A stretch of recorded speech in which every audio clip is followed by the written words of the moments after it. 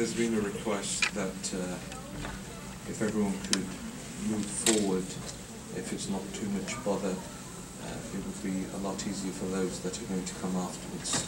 Please move forward while reciting the loud salawat ala Muhammad wa ala Muhammad.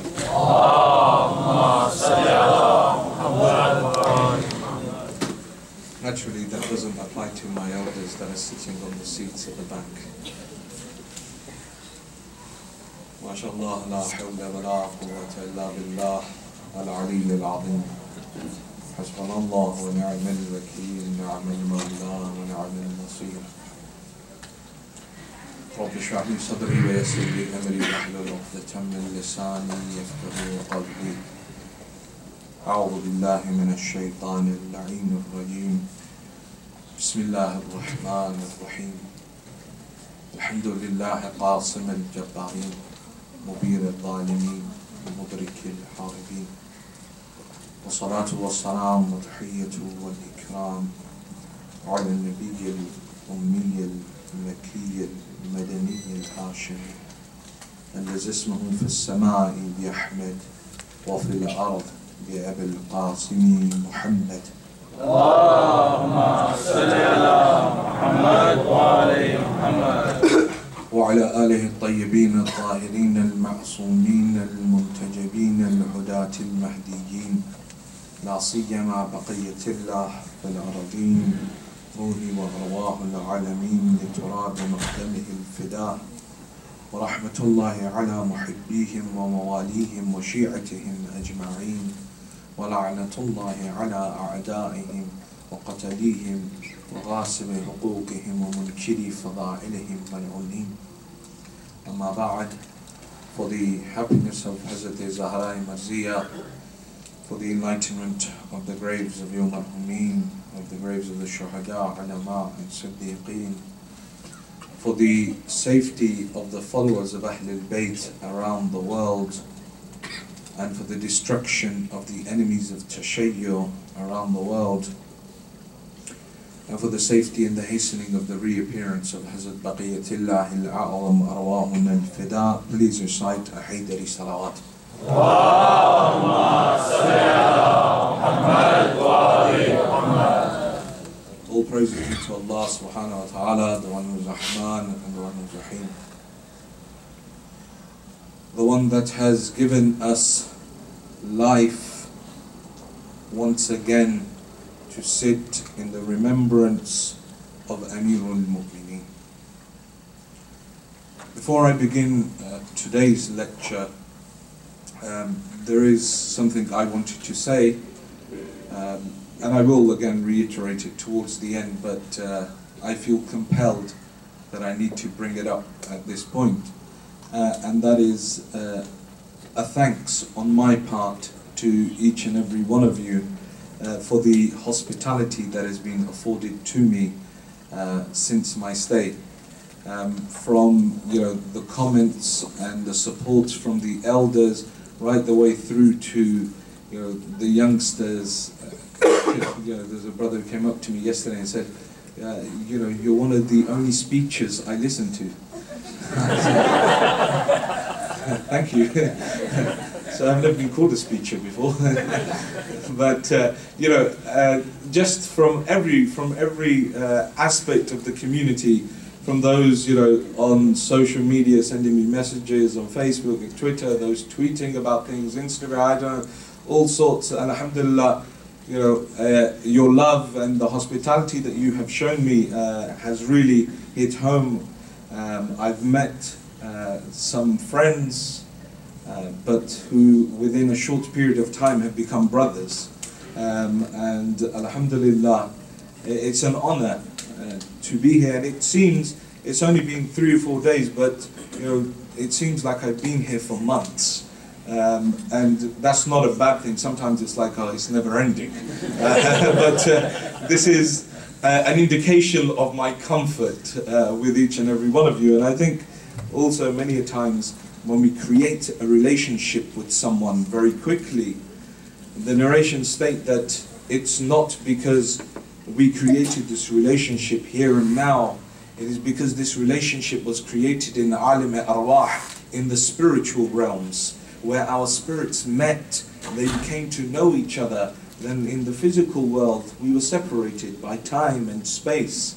But when these spirits reunite, when they meet, there's that instant connection. So I wanted to thank you for everything that you've all done so far in regards to your hospitality and your kind words.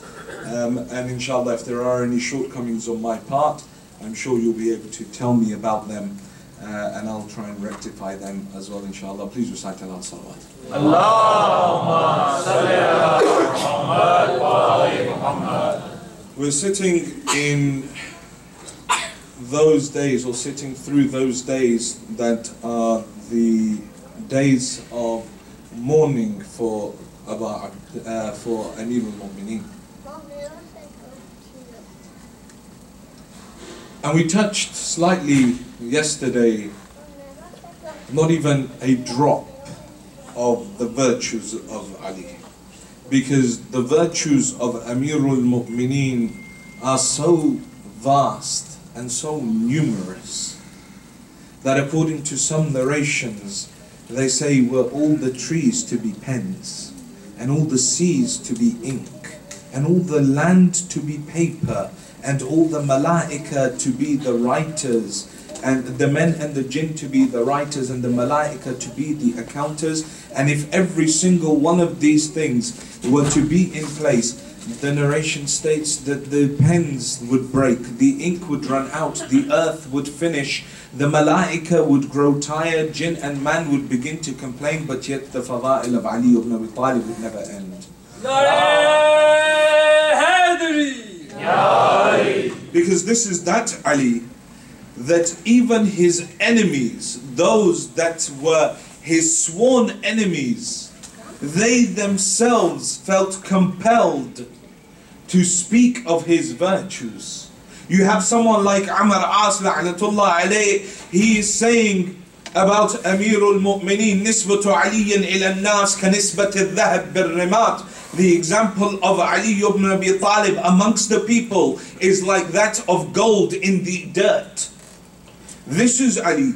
That's Amirul Mu'mineen, that even enemies like Yazid, Muawiyah and Amr As la'natullah alayhim ajma'een, they are all gathered together one day and they say that someone brought a carpet for them as a gift. And they all liked it, so they all wanted it. And they took it into the room aside and they said, okay, you know what we'll do? Let's have a competition. And whoever wins the competition, they get to keep the carpet.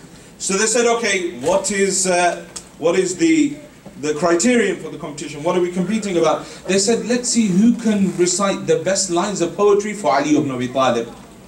These are the enemies of Amirul Mu'mineen. These are the enemies of Amirul Mu'mineen. And this has always been the case, that the enemies of Ahlul Bayt have always sung their praises. They've accepted their greatness. You see, when Imam al-Sajjad is standing in the court of Yazid and he says, Yazid, can I climb upon this, gather this pile of sticks and also say some words? And Yazid refuses. And the people say, look, you know, why are you refusing him? Allow him to speak. And he says, no, you do not know this family. This is that family that has received ilm from Rasulullah at the way that a bird feeds ilm to its chick. Whole, full knowledge of the Holy Prophet being transmitted to Ahlul Bayt. So you see, the enemies of Ahlul Bayt throughout time had been inclined and accepted the virtues of Ahlul Bayt. They just didn't admit it. So now these individuals are sitting within the room and they go. So Muawiyah goes, Yazid says his bit, and we all know that Amr As is that individual is that individual who was far craftier than all of them. He was far sharper than all of them. So now Muawiyah has said his bit and Yazid has said his bit. So now Amr As says, okay, I'm going to do some poetry. مناقب شهد العدو بفضلها والفضل ما شهدت به الأعداء. He says the greatness of a man is known and his virtues are accepted when enemies like these two also praise his virtues. This is that Imam who not only his enemies, but the enemies aside, even Allah subhanahu wa ta'ala recites his virtues. Even Allah subhanahu wa ta'ala recites the virtues of Ali. They say one day Rasulullah A'zam sallallahu alayhi wa alihi wa sallam comes to the house of Sayyida and he says that, oh my daughter, I'm hungry, is there anything to eat? Sayyida puts her head down. She says, Father, we have been fasting for the last 3 days. There isn't anything for us to eat in the house. Allah subhanahu wa ta'ala, seeing, not wanting to see the embarrassment upon the face of the daughter of the Prophet, orders Jibreel to take down dates from heaven and present them to Rasulullah. Jibreel brings down the dates of heaven and places them in front of Rasulullah. Rasulullah begins to eat the dates of heaven. Imam al-Hasan, seeing his grandfather eating, says to his grandfather, grandfather, may I also have one of the dates of heaven? Imam al-Hasan is called forward by the Holy Prophet. He places a date in the mouth of Imam al-Hasan and he says, Hani'an laka ya Hasan, glad tidings be upon you, O Hasan. Then Imam al-Hussein, seeing this, he says, grandfather, can I also have one of the dates of heaven? Rasulullah calls Imam al-Hussein forward. He places a date in the mouth of Imam al-Hussein. He says, Hani'an laka ya Hussein, glad tidings be upon you, O Hussein. Then Sayyida, seeing this, she says, Father, can I also have one of the dates of heaven? Rasulullah calls her forward. He places a date in her mouth. Hani'an laki ya Fatima, glad tidings be upon you, O Fatima. Now, having given all of them, he looks towards the corner and sees Amirul Mu'mineen standing. He says, Ali, come forward. Ali, come forward, because I desire to feed you one of the dates of heaven. Amirul Mu'mineen comes forward. Rasulullah places a date in the mouth of Ali, but now he doesn't say anything. Instead, the body of Rasulullah begins shaking. Tears begin flowing from the eyes of Rasulullah. Sayyida comes forward. She says, oh my father, when you placed it in the mouth of Hassan, you said, Hani'an laka ya Hassan, glad tidings be upon you, O Hassan. You placed it in the mouth of Hussein. You said, Hani'an laka ya Hussein. You placed it in my mouth. You said, Hani'an laki ya Fatima. Why is it that you do not say this for Ali? Why is it that we find you in this state? Rasulullah says, oh Fatima, when I placed it in the mouth of Hassan, I heard the malaika of the heavens and the earth say, Hani'an laka ya Hasan. So I too said, Hani'an laka ya Hasan. When I placed it in the mouth of Hussein, the malaika of the heavens and the earth said, Hani'an laka ya Hussein. So I too said, Hani'an laka ya Hussein. When I placed it in your mouth, the malaika again, both from the heavens and the earth, cried out, Hani'an laki ya Fatima. So I too said, Hani'an laki ya Fatima. But oh Fatima, when I placed it in the mouth of Ali, now neither the malaika of the heavens or the malaika of the earth said anything. Instead, the voice from the arsh came, Hani'an laka ya Abul Hasan wa ya Amir al-Mu'mineen. The voice of Allah himself came, saying, glad tidings be upon you, O father of Hassan, O Amir al-Mu'mineen. Rasulullah says, Ali, let me try again. Let me place another date in your mouth. Let me see if again Allah subhanahu wa ta'ala says anything. Rasulullah places another date in the mouth of Amirul Mu'mineen. Now the voice of Haqq returns. He says, oh my Habib, you know how much I love Ali. If you were to place 1,000 dates in the mouth of Ali, 1,000 times I would say, Hani'an laka ya Abul Hasan wa ya Amir al-Mu'mineen. This is that Ali that we follow. This is that Imam that we claim to be the lovers of. This is that Imam who we claim to follow and claim to be his Shi'as. This is that individual that when we are young, our mothers teach us every time we fall to say Ya Ali. Every time we stand to say Ya Ali. But truthfully, hand on our hearts, have we fulfilled our oath of allegiance to Amir al-Mu'mineen? That was he here today to see us in our current state? Would he be satisfied in the way that we are living our lives and in the way that we have understood Islam?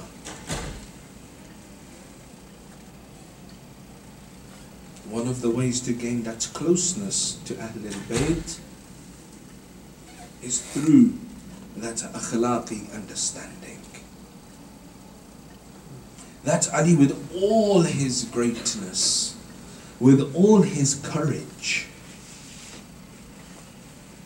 he says that I'm afraid of two things. And they both relate to his Shia.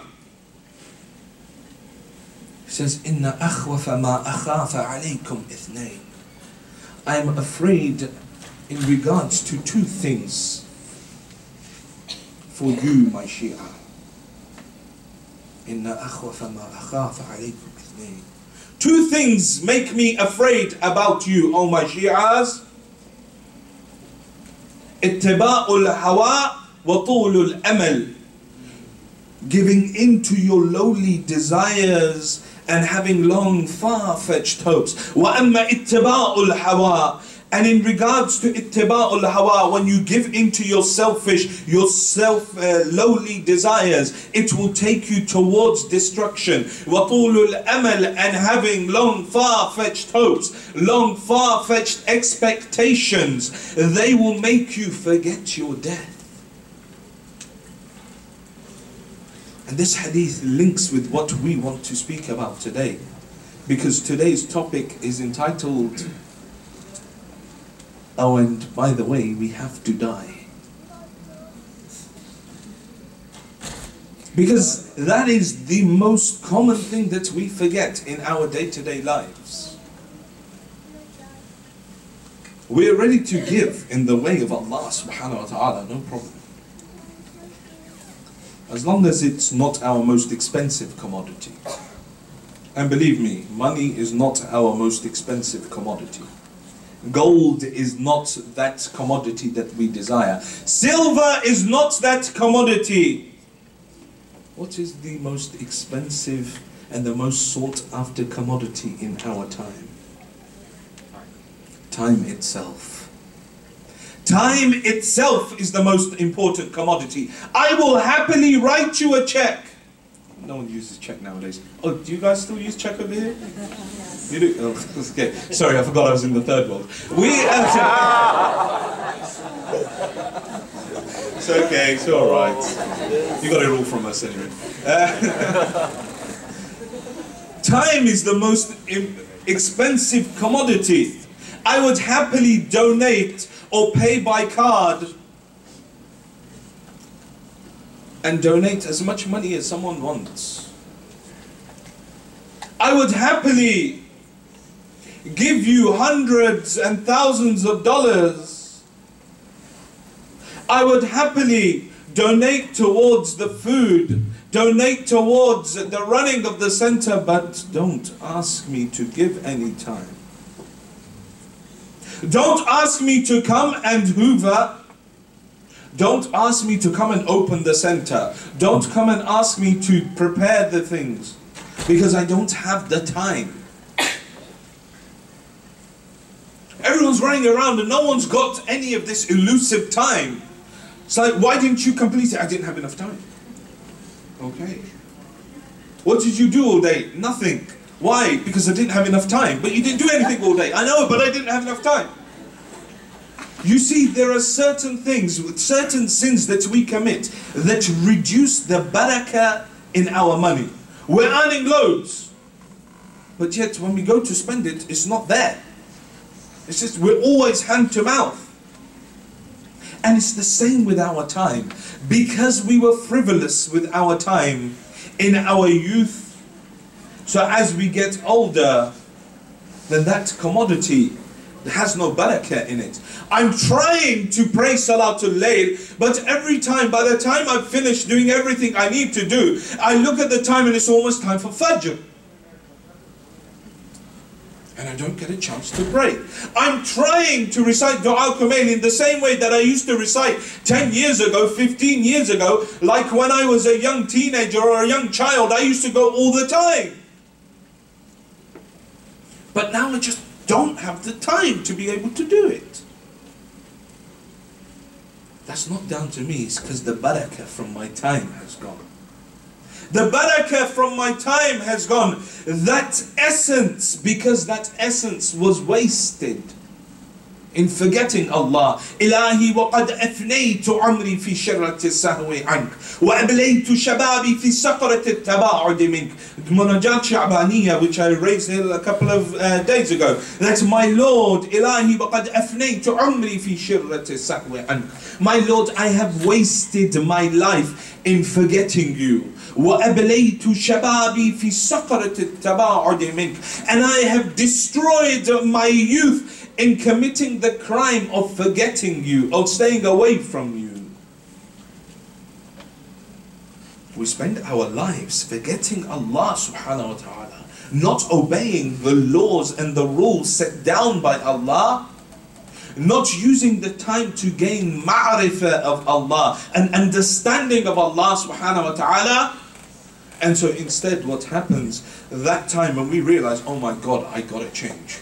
I need to reassess. I need to do this. Why have I done this? Oh my God, why did my best friend die in this car crash? Or why did why did this happen? Or anything that we're attached to. Oh, why did my cat get run over? Or my budgie's head get bitten off by the coyote or something like that. And it makes us reassess. We should reassess. We should reassess that, why is it that, how did the coyote fit inside the birdcage? That should have been the first thing. Instead of laughing, you should have thought that. So how did the coyote get it? It was a joke. Some people are like, what? Time? No. Okay, so we have to reassess. And when we go to reassess and we go to change our lives, we realize, actually, I can't. There's just I'm so stuck in my ways. I remember what I said. I think I said it here. That before the age of 40, I said that here, right?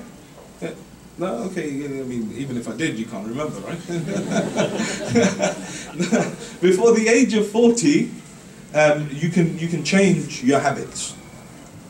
And the narration says, before the age of 40, place good habits in your life, remove the bad habits, bring about that change within you.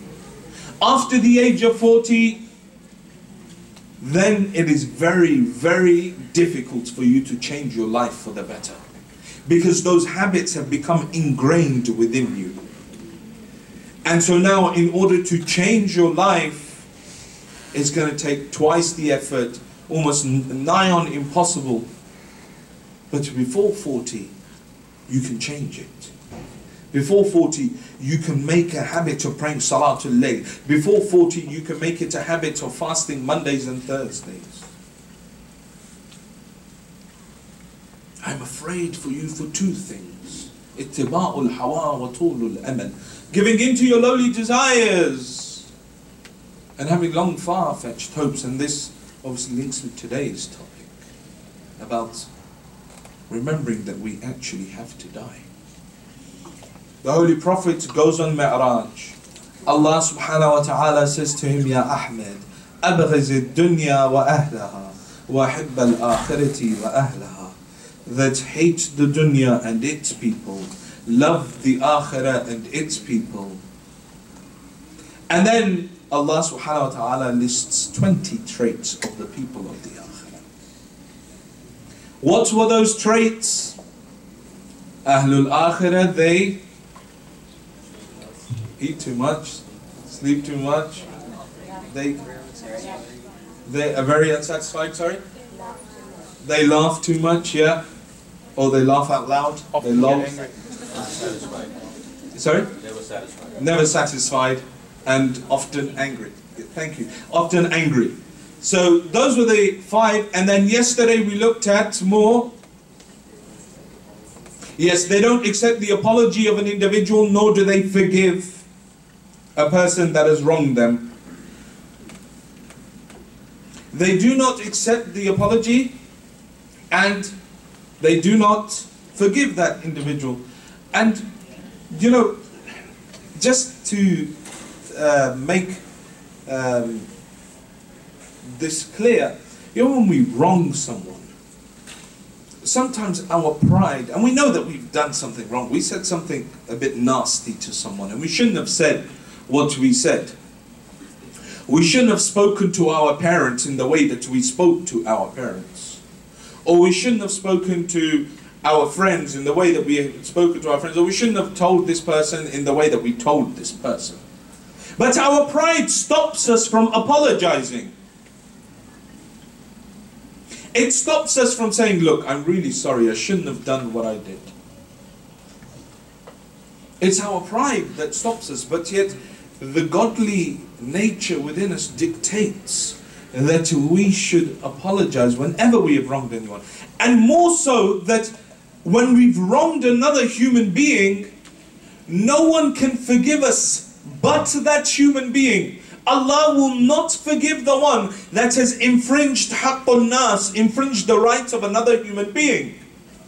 So you see in Karbala, Imam al-Hussein on the night of Ashura. Now remember, his companions have come from Mecca with him. They've gathered along the way. They know what is happening to them. In Mecca, he had around 130, 140 people around him. When he gives his speech and he tells them this is only a one-way journey, those hundreds go down to 5, 6, 10 at most. They leave Mecca with him. They come to Karbala. They have borne 2.5 days worth of thirst with him as well. And now on the night of Ashura, he's saying to them that all of you know that if any of you have haqqun nas, the right of another individual upon your shoulders, I don't want you here. If you owe someone money, if you have infringed the right of a person, you did riba about a person. Because riba, speaking ill of a person, can only be forgiven by the person who you spoke ill of. Only he will forgive. So Imam al-Hussein, even there, he's saying, I don't want you, go. If you owe someone something, if you've wronged someone in some way, if you've made up some sort of lie about people, then I don't want you. Just go. Haqqun nas is that thing that we are constantly infringing. We think, oh, it's fine. I can do this. He'll get over it. It's fine.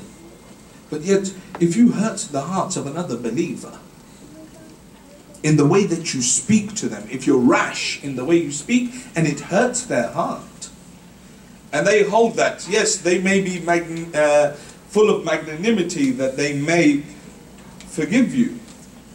But there is a chance that they don't forgive you. In the chance that they don't forgive you, then on that day, when no one will come to your aid, then that decision of yours will cause you to be dragged into the depth of hell. Not only do they never apologize, they never accept the apology of another. They are lazy in worship and courageous in sin. They're lazy in worship when it comes to following Allah subhanahu wa ta'ala. They get tired, and, I can't recite the whole thing, I'm gonna go lay down or something, I'll do it tomorrow. I need to make up my qadha fasts, but I'll do it, in December, January. And then December comes and, I'll do it, and then before we know it, it's Ramadan again. And the cycle continues. They're lazy when it comes to worship, but yet they are courageous when it comes to sinning. It doesn't matter They're openly sinning, and we said yesterday, you know, openly sinning. Now it's become public. We stick it on social media. We let everyone see our sin. They openly try and attract the attention of the opposite gender. When they shouldn't be. They know they shouldn't be, but they're trying. They're craning their neck. They're trying to, you know, walk in a certain way. They're taking, for example, you know, this whole concept of hijab, and, you know, the brothers were just as bad. Yeah, so a brother starts to hit the gym.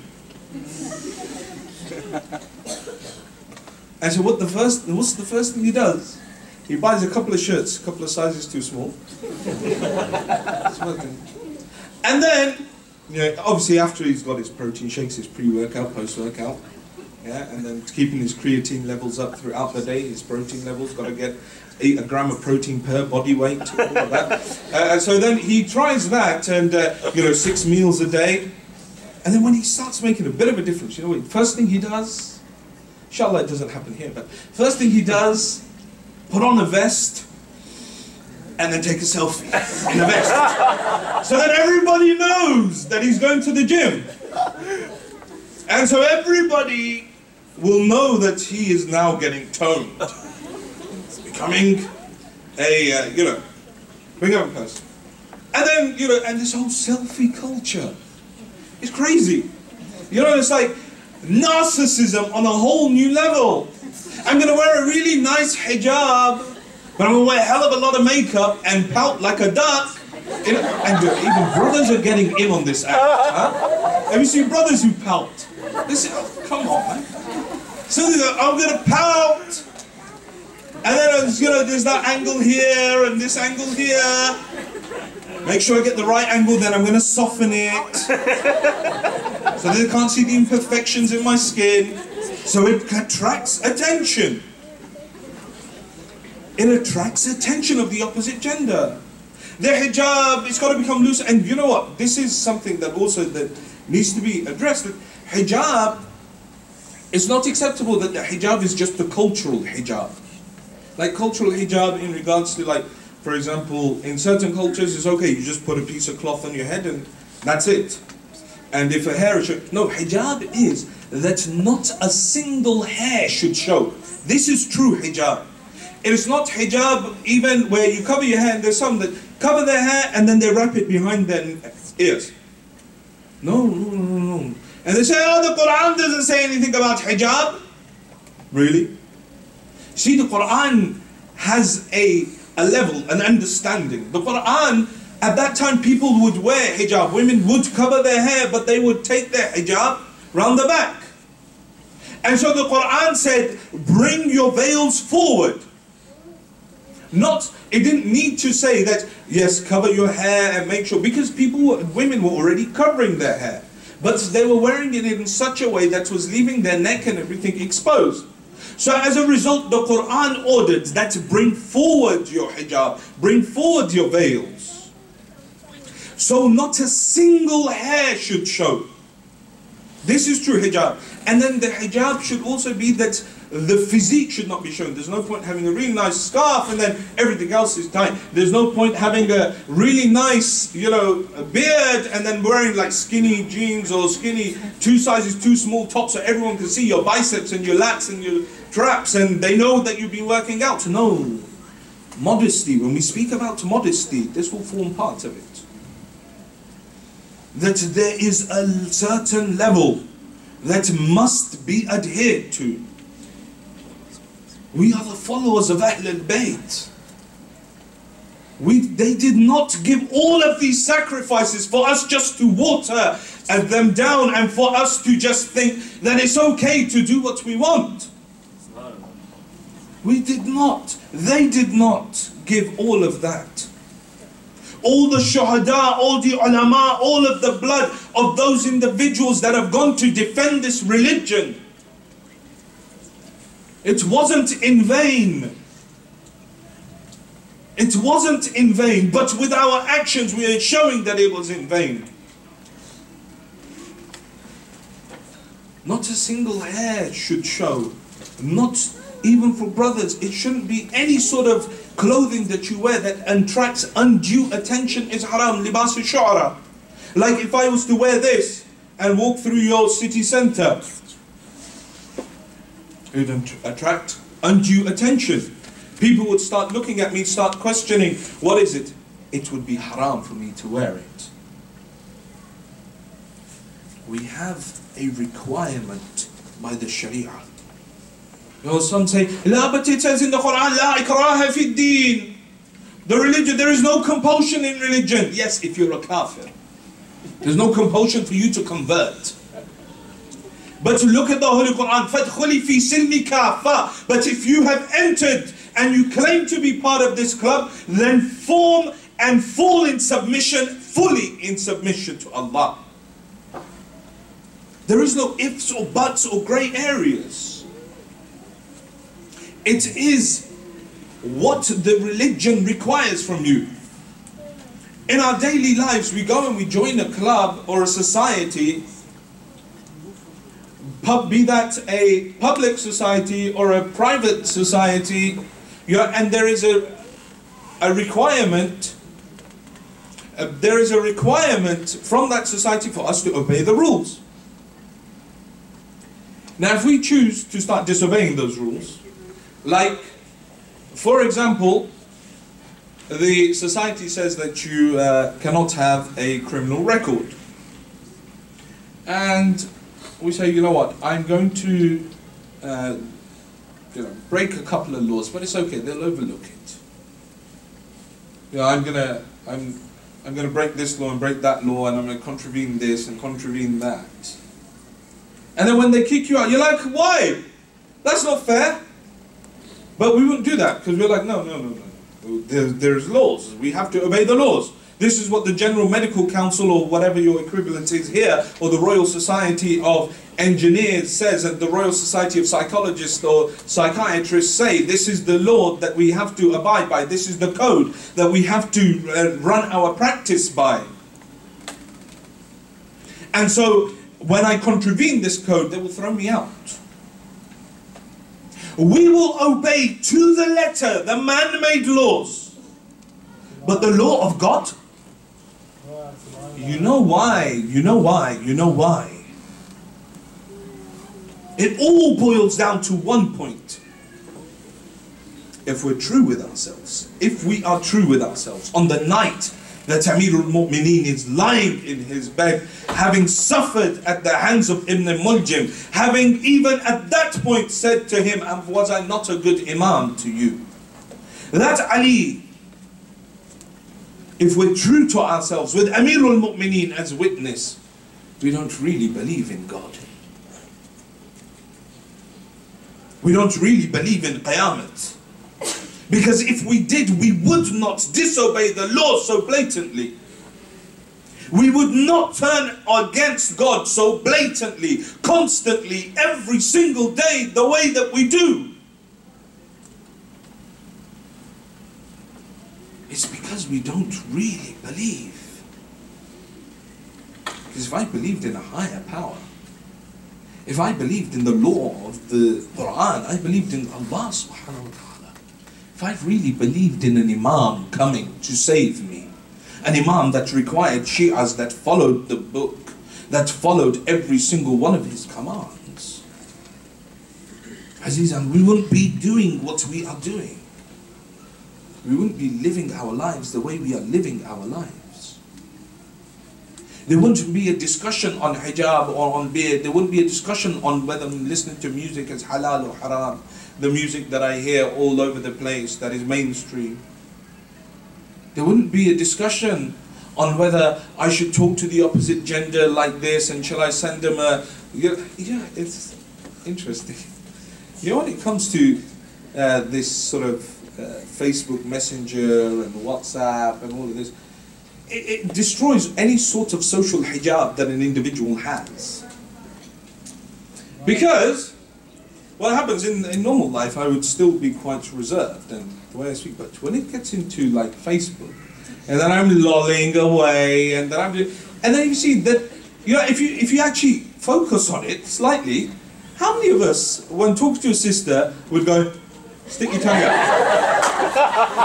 But after every single thing, we stick in that little emoji icon, and what do? We wink and we stick out a tongue. Where have we come? What have we lowered ourselves to? Where were we and what have we become? Is this what the Imams wanted from us? Is this what they gave in Karbala? Is this what they gave having spent 18, 19 years in prison? They wanted far more from us. Ahl al-Dunya are courageous in sin, lazy in worship. أَمَلُهُ بَعِيدٌ وَأَجَلُهُ قَرِيبٌ. They have long, far-fetched hopes and expectations, and they forget that their death is near to them. O son of Adam, your death is joined to you closer than your shadow. Al-Mawt ma'qudun li-nawasikum. Death hangs in the forelocks of your hair, says Amirul Mu'mineen. It is surrounding you. But yet with our long, far-fetched expectations, the expectation that I will be here tomorrow, and Amirul Mu'mineen says that the Holy Prophet says that the one who expects to be alive tomorrow expects to live 1,000 years. Think about it. Who's going to be alive tomorrow? I'd be the first to put down, if I was a betting man, if it was halal, put down money, say, yeah, I'm alive tomorrow. I'm going to be alive. I don't feel like I'm dying. The one who expects to be alive tomorrow expects to live 1,000 years. He is living his life as if he will live forever. He is living his life as if he's never going to die. And we've said over the last couple of nights that when have we ever factored in death to our life plan? At most, we may buy a plot of land somewhere and say, okay, when I die, put me there. When? If. It's exactly how we do it, right? Anything to delay it. Anything to delay the inevitable. So I think, okay, I don't want to age, so coconut milk and coconut oil, coconut juice, coconut water, and then, olive oil, that's really good as well, and figs, and all of these things, and eat lots of nuts, and it gets all the omega-3s, and it keeps you young, because you see how young the Scandinavians are, it's because they have so much fish in their diet. Everything is to delay the inevitable. This cream, that cream, day cream, night cream, all don't want to age. Because aging reminds us of death, but yet we don't realize that even, before all of that, death can come. Before we even start thinking about, eating healthy and cutting out and having this smoothie and a bit of kale here and there, this cream, that cream, maybe I need some Botox now, that sort of stuff. Before we even think about it, death can come. It doesn't really wait for anyone. Think about it, Sulaiman Nabi is watching all of his kingdom being created, and Malik al-Maut comes, time for you to go. And there, his soul leaves, he's holding on to his staff. They only know when he's dead, they only realize he's dead when the termites have eaten away at the staff that he's holding, and it breaks and he falls forward. And they realize that Sulaiman had died. So Anbiya of Allah, even the Anbiya of Allah couldn't stop their deaths. And yet I desire to live longer than Nuh, longer than Musa.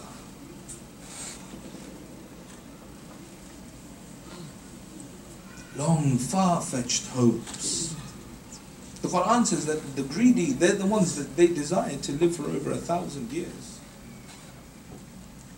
Amir al-Mu'mineen, when talking about these false expectancies, false expectations, these false desires, long far-fetched hopes, he goes that for many a person who begins the day, he says that guard yourself against these false expectations, because many a person who starts the day, he never sees the end of that same day that he started. And many a one who is envied at the beginning of the night, while mourners have gathered by the end of it.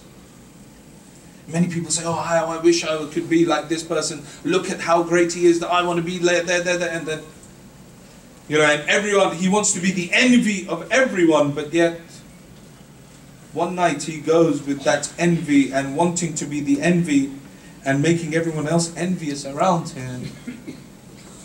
And those same people he was trying to make envious are now gathered around him mourning. They're gathered around him crying, because it's all over in the blink of an eye. Imam Sadiq salawatullah wa salamu alayhi.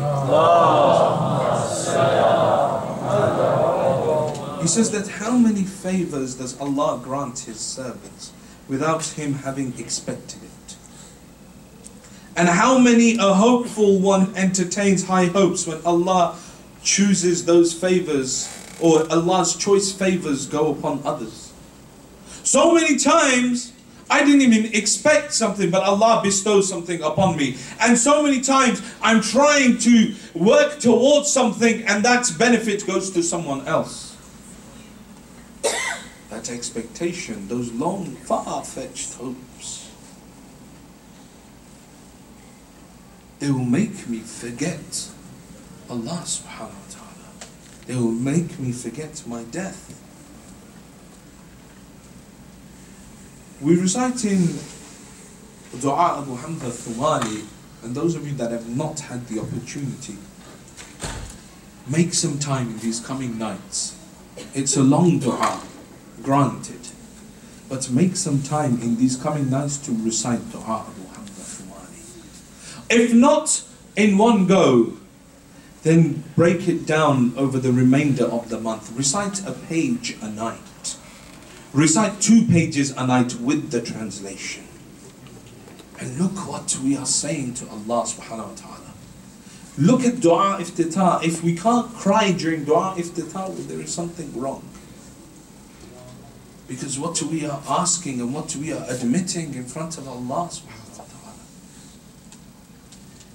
And inshallah in the future, if ever we get an opportunity, we can look at Dua Iftitah, the way that the dua goes from emotional highs to low, how the supplicant tries to set up a dua, but then he remembers all the blessings of Allah upon him. فَكَمْ يَا إِلَهِ مِنْ قُرْبَةٍ قَدْ فَرَّجْتَهَا وَهُمُومٍ قَدْ كَشَفْتَهَا وَحَلْقَةِ بَلَاءٍ قَدْ فَكَكْتَهَا.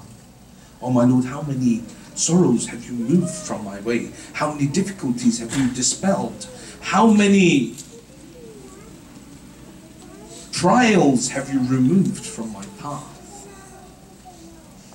And in Dua Abu Hamza Thumali, there is a part where he says, Alhamdulillahi alladhi la ad'uhu ghayra, walau da'awta ghayrahu lam yastajib li du'ahi. Says, my Lord, praise be to that Lord to whom I solely turn to. See, because there are certain times with those large expectations that we no longer turn to Allah subhanahu wa ta'ala, but we start turning to human because Allah's taking too long. See, when we do dua, and we'll speak about it in the later nights when we speak about how to do dua, we do dua, one thing that Ya Allah, I've got some difficulty in my life, Ya Allah, it's financial, Ya Allah, if you could help me, Ya Allah, you have a week, if not, I know a brother who can. This is how we do dua. And then we think, why isn't it being answered? Because I don't have that utter reliance upon Allah. I don't have that tawakkul ala Allah. That sole reliance. Yes, I want to marry him. Yes, he wants to marry me, but I want him to get a job, a car, and a house. And be able to afford this huge mahar.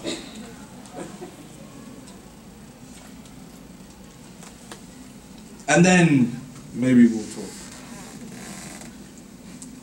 There's no tawakkul when Allah subhanahu wa ta'ala in the Holy Quran says, don't fear poverty.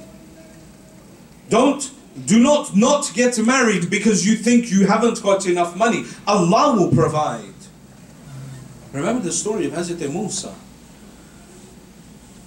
That even that small ant, that small creature under the tons of water of the Nile, under the sand, under the rock, and he still got something to eat. Having that tawakkul on Allah. Often we turn to man, but our reliance should solely be upon Allah. Alhamdulillah alladhi la ad'uhu ghayra. وَلَوْ دَعَوْتُ غَيْرَهُ لَمْ يَسْتَجِبْ لِي دُعَائِي. Praise be to that Lord who I solely turn to. Were I to turn to someone else, they would never answer my dua. Praise be to that Lord who I ask from solely. Were I to extend my hand out to ask from others, they would make me grieve and make me lose all hope. Allah subhanahu wa ta'ala always answers. You put your love with Allah. Allah never lets anyone down. Like men or women let each other down, Allah never lets an individual down. Allah's love is infinite. But what you need to do is actually submit yourself to Allah. The problem with having long, far-fetched expectations is you forget death. You forget that your death is very close to you. You forget that your death could come upon you at any time. You forget that your death is closer to you than your shadow. You forget that it's hanging in the hair, forelocks of your hair. Death is all around us. The Holy Prophet says that if the animals knew what you know about death, like about the difficulties of death, he says if they knew what you know about the difficulties of death, you would not be able to eat them, because there would be not a single part of fat upon their bodies through their constant abstinence and staying away from things in their ubudiyyah to Allah subhanahu wa ta'ala. If only the animals knew what you know. And there's me, I'm eating everything I can get, I'm sleeping as long as I want, I'm doing everything that I want to do to disobey Him. In my dictionary, there isn't this thing called abstinence. Abstinence, what? Staying away from something. What do you mean? That I shouldn't eat that much. The Holy Prophet says, no, the animals, if they were to know what you know about death, you would not be able to consume them. You would not be able to eat them. Death is a reality. Death is a reality. Why wait until tomorrow to change your lives? Why wait until tomorrow to take that step back towards Allah? Why wait until tomorrow when tomorrow may never come? Make this intention tonight for the sake of Amirul Mu'mineen. Because all of this that I commit sin for, all these friends that I leave the deen for, all of these girls that I chase and go towards haram, or all of these boys that I chase and I go towards haram, all of the people that I think love me, all the people I call bay, all the people that applies to a certain age group. Those that understood. Those that all those people, not a single one of them will remain It will be me, my deeds, and the punishment of Allah. فَمَا لِي لَا أَبْكِي. Imam al-Sajjad in Dua Abu Hamza al-Thumali, he says, فَمَا لِي لَا أَبْكِي. My Lord, for what reason shall I not cry? أَبْكِي لِخُرُوجِ نَفْسِي أبكي لضيق لهدي أبكي لظلمة قبري أبكي لسؤال منكر ونكير إياي أبكي لخروج من قبري عريانا ذليلا حاملا ثقلي على الظهر انظر مرة عن يميني وأخرى عن شمالي إذا الخلائق شأن غير شأني. He says, my Lord, for what reason should I not cry? I cry for the time that my soul will be taken out. I cry for the narrowness of my grave. I cry for the darkness of my grave. I cry for the time when Munkar and Nakir will come and question me. I cry for the time when I will be taken out of my grave, naked, humiliated, carrying upon my back the burden of my sins. I will look to my left and I will look to my right, and all of existence will be worried about themselves, and no one will be worried about me. لِكُلِّ امْرِئٍ مِّنْهُمْ يَوْمَئِذٍ شَأْنٌ يُغْنِي. It is that day when no one will come to the aid of another. A mother will run from her son. A father will run from his daughter. Brothers will run away from each other. Mothers, husband and wife will seek distance from each other. On that day, it will be just me and Allah. Death is a very, very painful reality. The physical pain of death is difficult for an individual to bear. The sakaratul maut, they are very difficult. And especially if I've spent my life sinning, especially if I've spent my life not observing the laws of Allah subhanahu wa ta'ala, then at that point, that soul will come out with so much difficulty, and I will be begging to die. It's painful enough to die. Brothers and sisters, it is painful enough to die. But imagine now if there is poison coursing through your body. Imagine now if there is a strike of a sword to your head.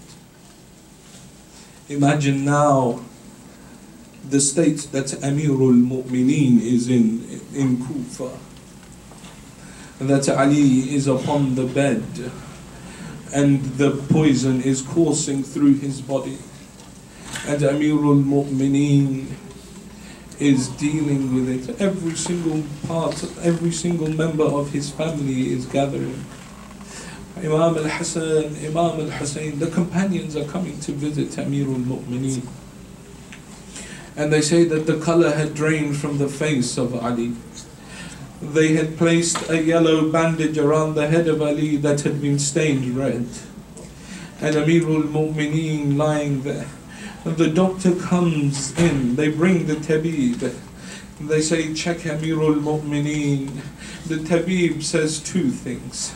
He says that after observing Amirul Mu'mineen and checking Amirul Mu'mineen, he says, where is the eldest son? He says, begin to gather your family because your father is only here for a few more moments.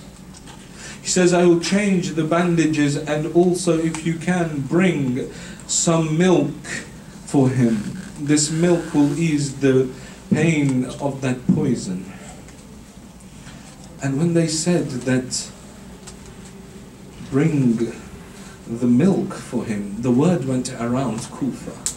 And Marhum Kafi would recite that the orphans of Kufa, who Amirul Mu'mineen went and used to help in the middle of the night, They all turned up to the house of Ali, holding in their hands small bowls of milk.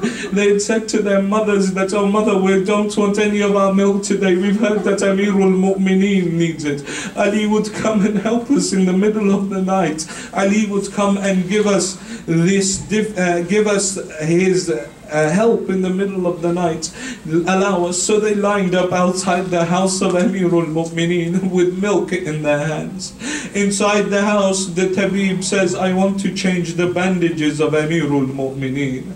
He begins to unravel the bandages. Amirul Mu'mineen opens his eyes. He says, wait, don't unravel them in front of Zainab. Don't let Zainab see. Let Zainab leave the room, then open the bandages. My daughter will not be able to bear these wounds. Ya Amirul Mu'mineen, you did not want Zainab to see your wounds. You knew that a daughter cannot see her father in this state. But Ya Amirul Mu'mineen, come to Karbala. See the daughter of Abi Abdullah, how she views her father's lifeless body upon the plains of Karbala. From Kufa to Sham, Ruqayya looks at the head of Abi Abdullah upon the spear, reaching out, crying out at every point, Wa abata, wa abata. And that night within the prison of Yazid, when she sees her father in her dream, she wakes up and begins to cry. They say, what will make her stop? Give her the head of her father. They bring the head of Abi Abdullah. The love between a daughter and her father.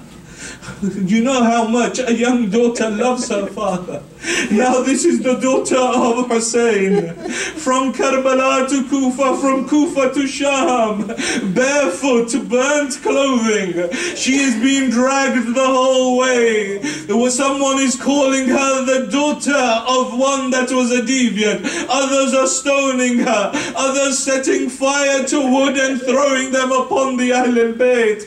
Now this daughter, having faced all these difficulties, she takes the head of her father as they bring it in. She runs towards it. She takes the head of her father. She begins to address it. She says, my father, tell me who has orphaned me at such a young age. My father, tell me who cut the veins of your neck. My father, tell me who covered your face and blood, your face and beard in blood. My father, tell me who did this oppression upon you. أبتا ليتني كنت عمياء ولم أرى رأسك هكذا. My father, how I wish today I was blind, that I did not see your head in this state. The narration states that she lay down with the head of Abi Abdullah. She placed her lips upon the lips of her father. She began whispering and speaking to her father. Some moments later, a cry was heard from the head. Ilayya, Ilayya, fa'ana laka bil intidar. Come to me, oh my daughter, for I have been waiting for you. The child goes quiet. Sajjad comes towards his sister. He touches her to wake her up. He says, Sakina, wake up. As he places his hand upon the body of Sakina, he pulls back, Inna lillah wa inna ilayhi raji'un. لعنة الله على القوم الظالمين وسيعلم الذين ظلموا منهم إنا لله وإنا إليه راجعون. We pray to Allah subhanahu wa ta'ala for the sake of these tears. Oh Allah, forgive our sins. Oh Allah, forgive the sins of our parents. Oh Allah, those who are ill, for the sake of that moment. They say that after she was buried, some years later, an alim saw within his dream that she was saying, oh alim, my grave is filling with water, come and move me. And for days he saw the dream, he didn't do anything. After some time he gathered people and he sent his daughters and he said, go, you join the women in excavating the grave and moving her away from this water. The daughters, they went. And they dug the grave and they relocated. When they came back, they began crying. They said, Father, you told us that she was gharib. You told us she was alone. You told us she was madluma. You told us that she was oppressed. Oh Father, you told us that she suffered so much. But oh Father, you did not tell us that when they buried her, her ropes were still tied to her body. Ya Allah, for the sake of that child, those who are ill, give them shifa. Those who are in debt, clear their debts. Those who are in education, make them successful. Ya Allah, hasten the reappearance of the Imam of our time and allow us to be amongst his true muntadhireen, his true awaiters. Matab al-Hussein. Ya Hussein.